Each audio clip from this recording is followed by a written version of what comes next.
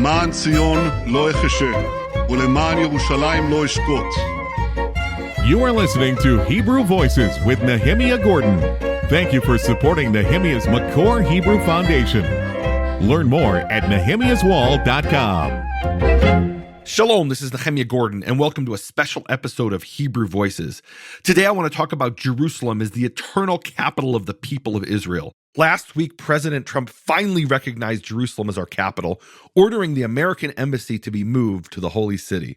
To put this in perspective, Jerusalem has been the capital of Israel since around 1006 BC, when the city was conquered from the Jebusites by King David. It remained the capital of the kingdom of Israel and later the kingdom of Judah for over 400 years. Even under the foreign occupation of the Persians, Greeks, Ptolemies, and Seleucids, Jerusalem remained the capital of the autonomous province of Yehudah, in English Judea. It was the capital of the Hasmonean Maccabees for 128 years, until it became the capital of Herod's kingdom for another few decades. It was the Romans who finally replaced Jerusalem as the capital of Judea with the coastal town of Caesarea.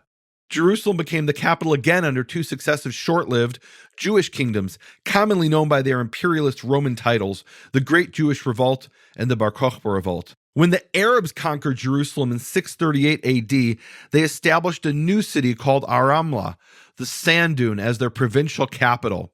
Jerusalem would not be a capital again until 1099, when it was conquered by the Crusaders, and then again when the British conquered the city from the Turks in 1917. In the heart of every Jew, Jerusalem has always been the eternal capital of the Jewish people. Despite this, the nations of the world have engaged in a collective insult by placing their embassies in Tel Aviv. When Jews turn in prayer to God, we face Jerusalem, not Tel Aviv. Jerusalem was the city where God said he put his name forever. It was Jerusalem that we sang about for 2,000 years in exile. At the end of our prayers, Bashana Haba'ah B'Yerushalayim, next year in Jerusalem. I want to take a few minutes to listen to the highlights of President Trump's speech proclaiming Jerusalem the capital of Israel. Here is President Donald Trump speaking on December 6, 2017.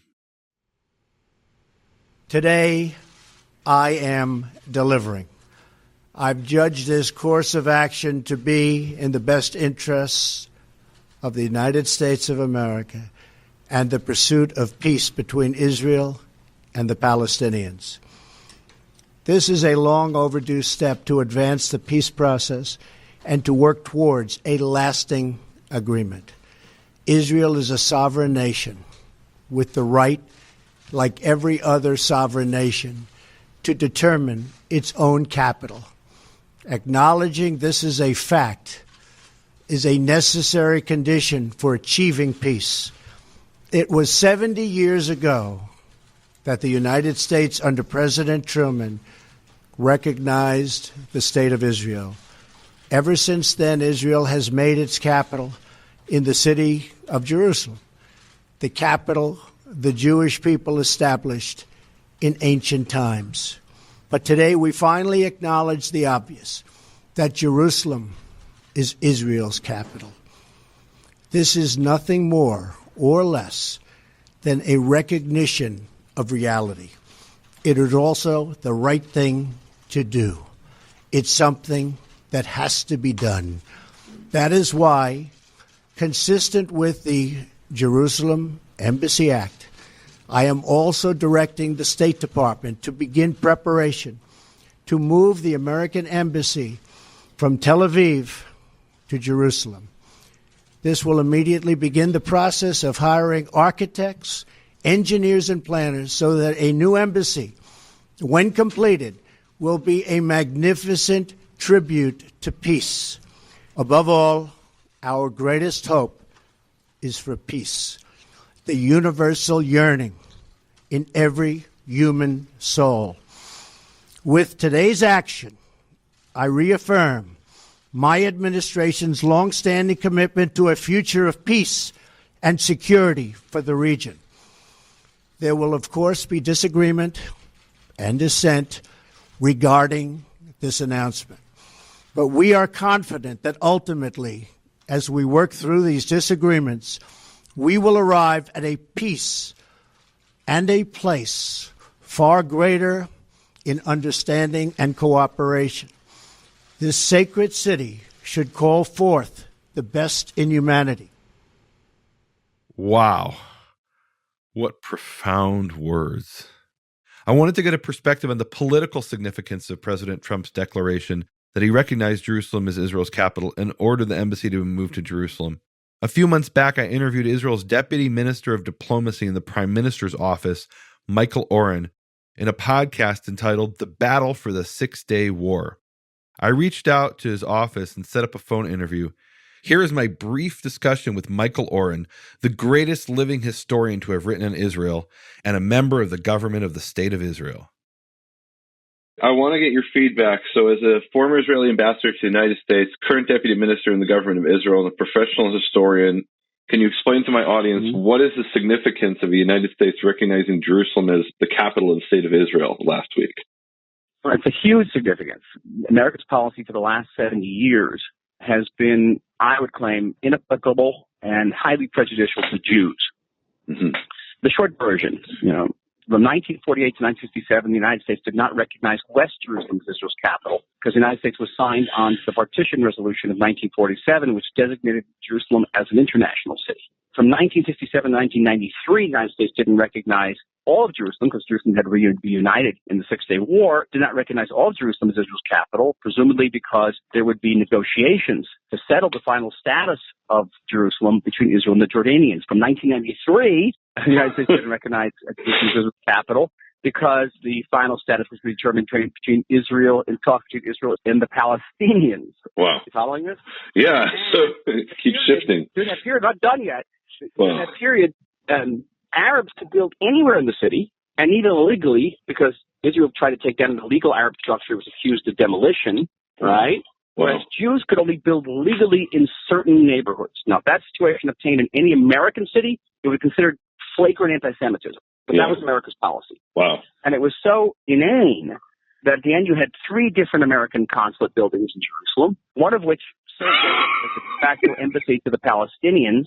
And there was actually if you looked at its website, there was no Hebrew on the website. There was no reference to the State of Israel at all, as if it didn't exist. And I found it deeply insulting. So the American policy was nonsensical at best and prejudicial at worst. And back in 1995, the Congress determined to put an end to it and said that they had to bring the American embassy to Jerusalem. Successive American presidents, Republican and Democratic, ignored that. They waived that bill. And along comes President Trump and finally puts an end to this inanity and prejudice in my mind.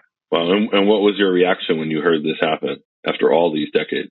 Oh, I was delighted and relieved. I look forward to the time when they actually bring the embassy to Jerusalem. I think until that happens, the final status of the city will not be determined as Israel's capital. But delighted, and it was a courageous move. And I believe it will shake things up in the peace process and convince the Palestinians that perhaps time is not on their side, and that there's a price to be paid for leaving the negotiating table, as they've done repeatedly.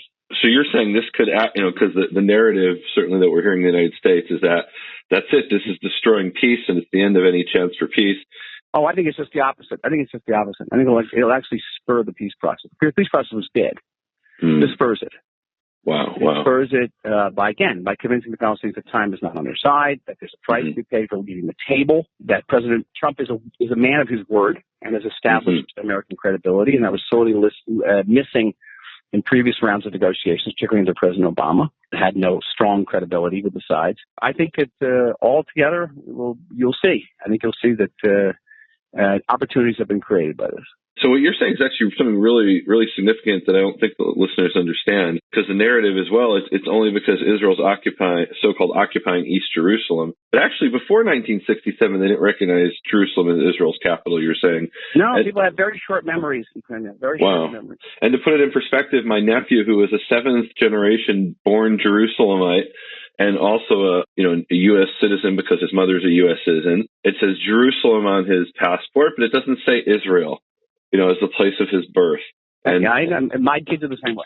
I mean, that's just so deeply insulting. Yeah, the whole thing is an insult. It's humiliating.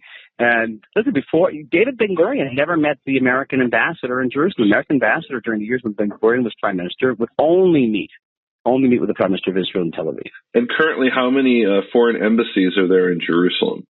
None. Zero. So it's de facto Israel's capital with the Knesset, with the Prime Minister's office, and the Supreme Court, and there's zero embassies currently in Jerusalem. So this is a really bold move by President Trump. Yeah, absolutely necessary, and we have to we have to rally around it and see it as an historic event, but also an opportunity to move forward. Wow. Well, thank you very much for taking the time to speak to us. My pleasure as always. All right. Bye-bye. Shalom. What an amazing perspective. Last week, I recorded a short YouTube video with my initial reactions to President Trump's announcement. Here's a soundtrack of that video. This is a historic day. Today, President Trump, after 70 years, has finally recognized Jerusalem as the capital of Israel. This is something that really we Jews have been praying for 2,000 years. Every year at the end of the Passover Seder, we would pray the prayer, B'shana haba'ah b'Yerushalayim, next year in Jerusalem. Now we're back in our country. This has been our capital since 1948, our political capital. It's been our religious capital since 1006 BC, when King David made it the capital of his kingdom, and then established the precedent that the temple would be built there.